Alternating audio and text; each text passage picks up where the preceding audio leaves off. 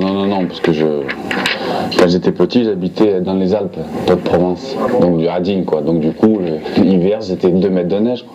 Alors, les vidéotechnologies, dis-moi Fred, est-ce que c'est une bonne formation? C'est une excellente formation. Encore faut-il trouver quelque chose de quoi s'occuper. Ah, oh, tu sais, on va te trouver quelque chose, t'en fais pas. Monsieur Rico ou Monsieur Lefebvre vont arriver, vont te trouver quelque chose de fantastique à faire, t'en fais pas. Mais ouais, mais... Alors, qu'est-ce que tu penses de l'équipe elle-même? Qu'est-ce que tu en penses? De tous les gars. Bon, ça va, en fait, c'est cool, hein. Non, c'est cool. Je trouve que c'est bien. Vous devez rester. Non, mais c'est cool, quoi. Je veux dire, tout le monde est là pour la même chose, déjà, et d'une. C'est-à-dire avoir la formation et trouver du boulot après. Et puis, on a le sosie de Brad Pitt aussi, ça c'est pas mal. Il y a Brad Pitt, c'est vrai. Alias Boris Bako. Oui, inspecteur Boris. Inspecteur Boris, pardon. Oui. Alors, et du coup... tu t'es trouvé un petit stage? Ouais, un stage, ouais. Tu vas le faire où ça? À Cannes. Sur la Côte d'Azur. Exactement, à la maison. Bien. À la maison, c'est chez toi sur la Côte d'Azur? Ah ouais, je suis né là-bas. Ah, donc c'est bon, tu sauras, tu te logeras sur place. Exactement. Ah, c'est quoi comme boîte, Fred? C'est Cannes Télévision. Et tu vas... C'est quoi? Non, nous, on est tous plus ou moins polyvalents et on se spécialise un petit peu. C'est quoi ta spécialité? Qu'est-ce que c'est, Fred? Pour l'instant, il n'y en a pas grand-chose comme spécialité. Mais c'est vrai que le montage, c'est pas mal. Il y a beaucoup de... J'aime bien le montage, ouais. Montage et... Bah, je trouve qu'il y a quand même un côté artistique là-dedans. Ça ne me déplaît pas. Et puis c'est... T'en fais pas, il va avoir le répondeur. Et puis bon, ben, il faut un peu se creuser la tête quand même. Donc du coup, ça fait travailler les méninges. C'est vrai qu'au côté physique, il n'y a pas grand-chose à faire. Tu fais du sport à côté. Côté physique.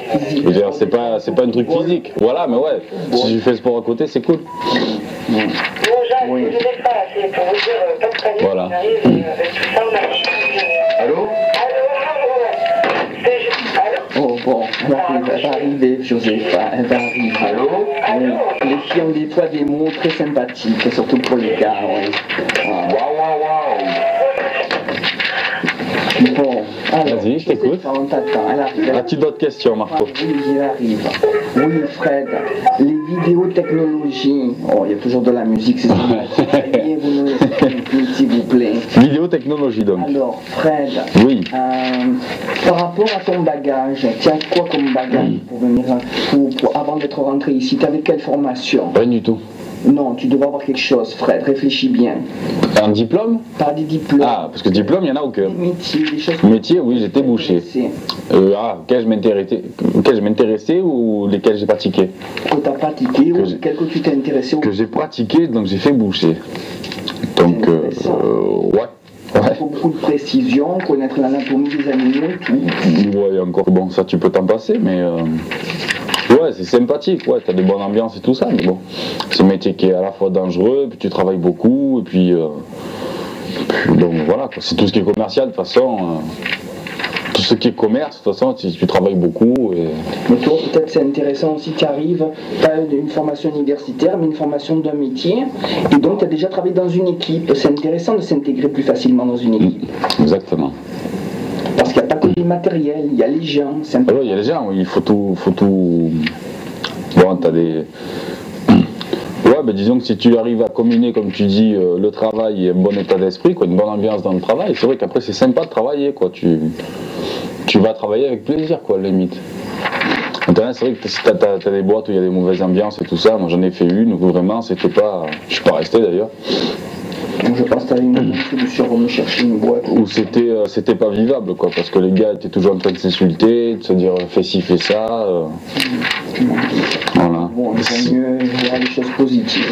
Et la dernière question, après je t'embête plus, frère. Ah non, mais tu m'embêtes pas, Marco, vas-y. Tu vas faire aujourd'hui.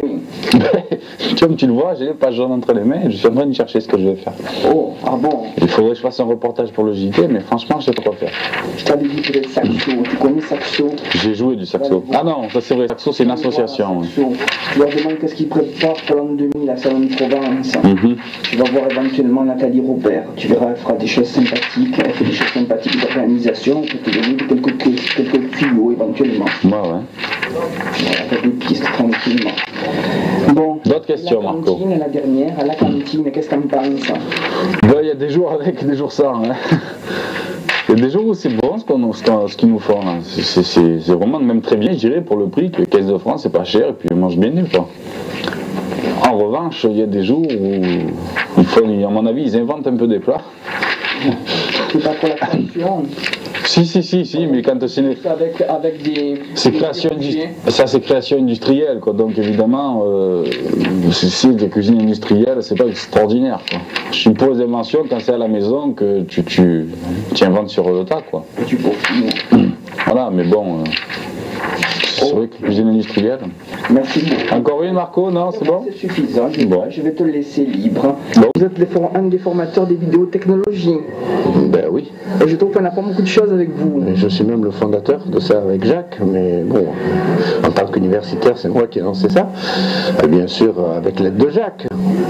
Et à ce moment-là, il y avait une jeune fille qui est venue travailler avec nous, une jeune fille à l'époque, qui est mariée maintenant, et qui était donc Madame Mazier. Et donc on était deux au départ avec Jacques, puis Madame Mazier nous a rejoints, et on a lancé cette opération. Et comment ça a évolué les vidéotechnologies? Est-ce qu'avant il y avait un institut de journalisme et après c'est devenu les vidéotechnologies? Non, pas du tout. Pas du tout. Il y avait les vidéotechnologies qu'on appelait avant le SUAV, Service Universitaire Audiovisuel. Ensuite, il y a eu création de l'école de journalisme dans laquelle on a travaillé pendant les 2 premières années pour aider à la lancer. L'école de journalisme a vécu pendant 2 ans sur notre matériel et nous étions les formateurs de l'école de journalisme. Puis ensuite, on s'est séparés parce qu'ils ont obtenu de l'argent, ils ont eu des intervenants intérieurs qui étaient journalistes alors que nous ne l'étions pas, et leur partie technique s'est amoindrie alors que nous, on a développé la partie technique. Voilà. D'accord, Monsieur Rico. Et dites-moi, Monsieur Rico, concernant le contenu de la formation, Oui. Qui est-ce qui l'a élaboré? Alors, le contenu de la formation, on l'a élaboré en liaison... Arrête, oui.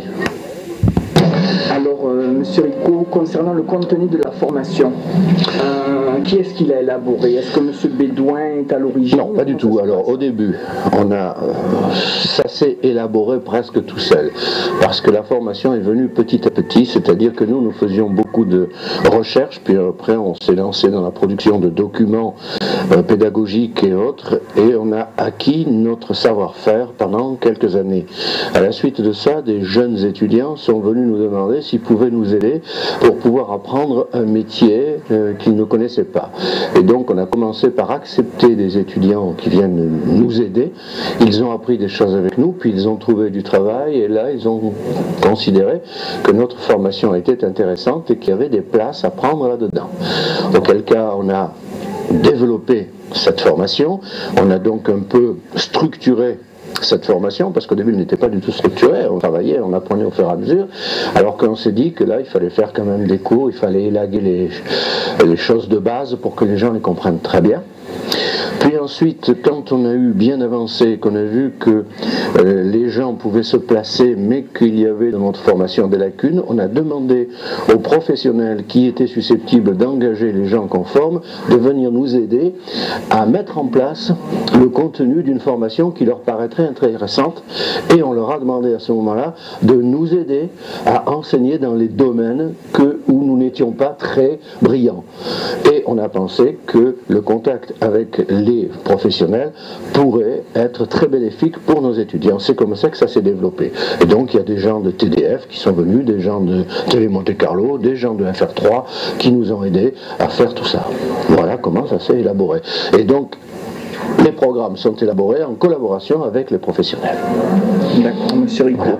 Et concernant éventuellement l'évolution des vidéotechnologies, est-ce que vous pouvez éventuellement dessiner un petit profil éventuellement de ce qui va se passer dans les années qui suivent éventuellement? Bien, dans les années qui suivent, on va essayer de suivre l'évolution de la technologie. L'évolution de la technologie, c'est maintenant une orientation vers le numérique, mais le numérique vidéo, c'est-à-dire vers les systèmes à enregistrement numérique, mais qui sont basés sur les anciens systèmes analogiques. C'est donc simplement la transformation d'analogique en numérique, mais en plus de ça, il y a des systèmes qui sont entièrement numériques et qui viennent de l'informatique et qui se rapprochent de plus en plus des systèmes vidéo et vers lesquels tout le monde va s'orienter vraisemblablement. Pour l'instant, l'orientation est très très faible parce que les systèmes informatiques sont très peu fiables et ils sont d'utilisation encore trop complexe ou tout au moins beaucoup plus complexe et beaucoup moins rapide que ce que l'on fait soit en analogique, soit en ce qu'on appellera les nouveaux systèmes du style digital bêta, c'est-à-dire que ce sont des bêta-cam mais qui enregistrent en numérique. Mais au départ, ce sont les mêmes machines. Ce n'est pas suffisamment fiable, c'est pas suffisamment rapide et ainsi de suite. Et là, il va encore falloir des formations. Donc, notre formation va s'orienter vers ça, mais pour l'instant, on ne s'est pas encore lancé là-dedans. On l'étudie et on constate qu'il n'y a rien d'urgent. Ok, monsieur Rico. Et ma dernière question est une question très délicate, je vous l'accorde, monsieur Rico. Est-ce qu'il y a des lacunes dans la formation? Oui. Et quel genre de lacunes? Excusez-moi, c'est ma question. Oui, il y a beaucoup de lacunes dans notre formation.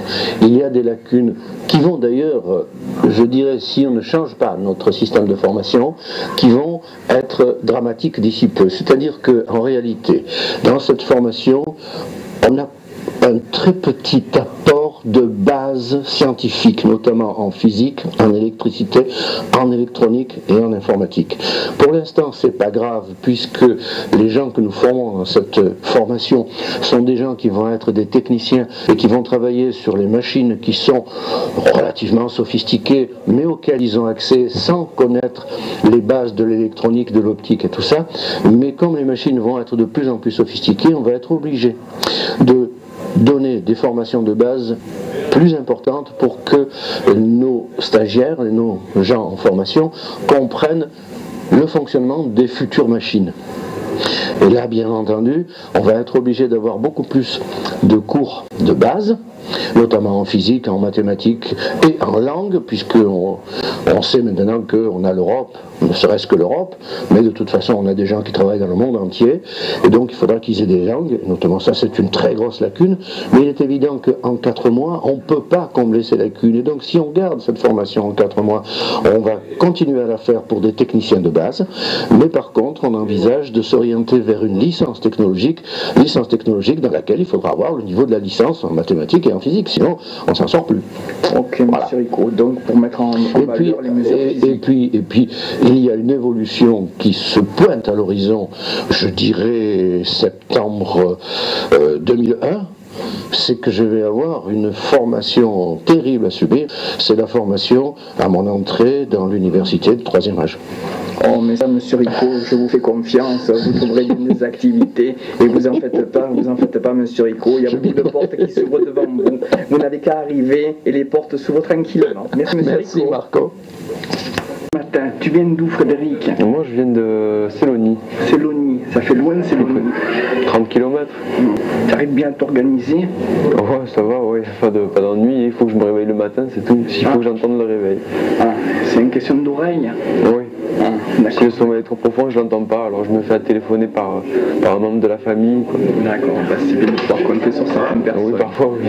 Alors, dis-moi, Frédéric, qu'est-ce que tu penses des vidéotechnologies? Alors, qu'est-ce que ça t'apporte? Beaucoup de bonheur, beaucoup de connaissances que j'ignorais dans le domaine de la télévision, notamment le fonctionnement d'une télé. Je savais pas comment ça marchait, donc là j'ai pu l'apprendre. L'utilité des différents filtres employés sur les caméras, des trucs comme ça, tous ces machins-là que j'ignorais, en fait c'est tout nouveau, c'est très intéressant. Toi c'était plutôt un bagage scientifique ou plutôt un bagage littéraire? D'où tu viens avant? Qu'est-ce que tu t'intéressais plutôt à quoi? Moi, à la télé en général, quoi, à l'art télévisuel. Tu as fait une formation dans la télévision, c'est ce que tu veux dire? Oui. Qu'est-ce que c'était, Frédéric? La formation dans la télévision, comment fonctionne un magnétoscope, j'ai pu apprendre ça aussi. Comment faire réaliser un bon montage, ce que je suis en train d'apprendre en ce moment. Comment avoir de bonnes images. Oui. Les PAD, les rushs, toutes ces choses-là, je suis où moi? Je suis pas là, moi. Regarde pour le milliard. Oui, voilà, la signature quotidienne. Bien qu'il ait le sourire. Alors, Frédéric, tu as prévu de faire un stage? Oui. Alors, je vais essayer de le faire à France 3 ou je vais essayer de le faire à France 3 ou alors je vais essayer de le faire à Locatel ou chez Soft. À Locatel ou chez Soft. Ça se trouve ça Frédéric. Locatel c'est au Bagne, Soft c'est à Marseille et FR3 c'est à Marseille aussi au Parc Château. C'est quoi que tu préférerais travailler dans quelle boîte plutôt éventuellement ton stage et éventuellement par la suite travailler dans une certaine boîte? C'est quoi que tu préférerais faire Frédéric? Bien, ce qu'on offrira, parce que la maison de production qui me prendra, l'entreprise qui me prendra.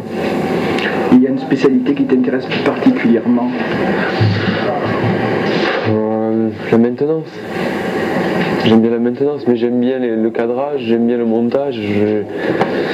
C'est dur d'avoir des préférences dans quelque chose que tu préfères, dans un domaine que tu préfères. Dans la maintenance, c'est faire travailler l'esprit de recherche, voir ou détecter une panne, c'est ça Frédéric? Ouais, savoir détecter une panne, l'interpréter, la résoudre. Important la résoudre. Oui, c'est bien, c'est bien. Et comment tu te sens maintenant là? Tu vas travailler ce matin avec Josepha et avec Camille, comment ça se passe? On va commencer le montage sur le sujet qu'on a fait hier, qui était sur la presse et les communications. On va faire ce montage-là. Là, on est en train de préparer le mi et le noir. D'accord. Bon, je vais te laisser travailler tranquillement. Frédéric, je te remercie. Maître. Toi, tu as aussi un privilège, tu es presque sur place. Oui, ouais, je suis à côté, quoi. 2 coups de voiture, je suis arrivé, quoi, je veux dire. D'accord. Et Patrice, toi, tu as fait quelle formation de venir ici? Qu'est-ce que tu as fait comme formation? Tu t'es intéressé? Moi, j'ai fait un bac scientifique à Salon, de Provence aussi. Après le bac, j'ai commencé une année de DUT génie électrique, que j'ai arrêté en cours d'année pour commencer à travailler dans l'électricité. J'ai fait divers boulots d'intérim, puis j'ai découvert cette formation dans le journal et ça m'a intéressé. Mon père était prêt à me subventionner, donc je suis venu faire la formation. D'accord. Et comment tu la trouves cette formation? Par rapport à ce que tu sais déjà? Je la trouve tout à fait adaptée à ce que moi je voulais. Et, elle m'a apporté tout ce qui me manquait dans le domaine et mes connaissances me servent également dans ce domaine-là. Donc ça colle bien avec mon personnage, c'est ce qu'il me fallait. Et par rapport à ce que tu savais déjà, qu'est-ce que tu as appris qui t'a mis la puce à l'oreille? Qu'est-ce que c'est Patrice? J'ai appris, j'ai découvert du nouveau matériel que je connaissais pas. J'ai découvert le fonctionnement de certains signaux électriques que je connaissais pas non plus. Quoi dire, j'ai appris les techniques, j'ai appris pas mal de trucs ici, quoi. Je veux dire, je suis là pour ça. Tu as une spécialité, tu vois quelque chose qui t'intéresse plus particulièrement maintenant? Le montage. Bon, il y a beaucoup de gens qui sont intéressés par le montage. Comment ça se fait, Patrice? Qu'est-ce qui te plaît par le montage? Moi, c'est plusieurs boutons, plus ça m'intéresse. Donc, à la limite, même le mixage vidéo serait même intéressant en direct. Moi, je peux travailler en production, aussi bien qu'en post-prod, aux effets, pas qu'en montage cut, quoi, en montage général. Tu as un stage un peu en perspective? Ouais, je vais sûrement aller à Cannes TV, travailler pendant tout le mois de janvier. Tu peux nous parler un peu de ton expérience de la VCF vidéo? Oui, on a passé un jour et demi au sein de VCF à travailler, à faire quelques soudures, en fait, de base, un petit travail tout simple. On a pu tâter d'un peu plus près le domaine du travail. C'était intéressant, c'est sûr. Moi, ça m'a bien plu. Ça correspond bien aussi, en plus, à ce que je faisais un peu jusqu'à présent. Donc, c'était une bonne expérience à vivre. C'est bien. Et comment tu vois un peu l'équipe? On est une douzaine d'étudiants en vidéotechnologie. Comment tu nous vois tous un peu? Comment ça se passe dans l'équipe? Tout le monde y met un peu du sien. L'équipe n'est pas tout à fait homogène, ce qui est normal puisqu'on a une formation qui accepte des niveaux très différents. Donc il faut une bonne période d'adaptation pour essayer d'amener à peu près tout au même niveau. l'équipe est quand même assez sympathique. Je veux dire, on a des projets sympas, on a quand même une bonne mise en situation, on se stresse pas mal, c'est sympa.